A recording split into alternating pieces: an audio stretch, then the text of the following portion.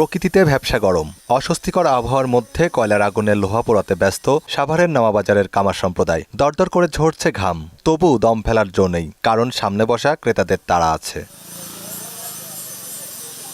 কোরবানির অত্যাবশ্যকীয় অনুষঙ্গ ছুরি, চাপাতি, বটি।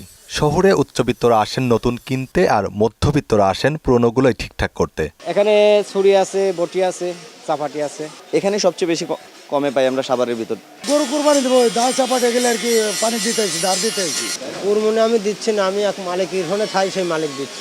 নামাবাজার কামারপল্লীতে সারি সারি দোকান, আধুনিক প্রযুক্তির উৎকর্ষতাই হারিয়ে যেতে বসেছে এই শিল্পটি। যা ব্যবসা হয় এই কোরবানি দেই।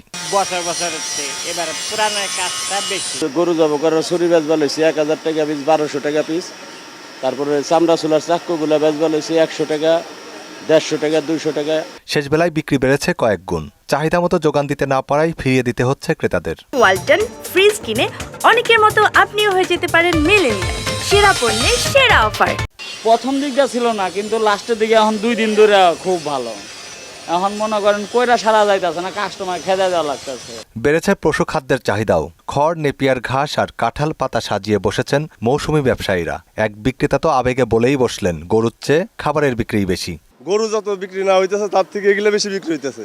ঘরের টাকা পয়সা, ভুসির টাকা পয়সা দিয়ে 1000 টাকা, 1200 টাকা রোজ পড়তেছে আমাদের। খাইটে আছে, ঘাস আছে, খের আছে।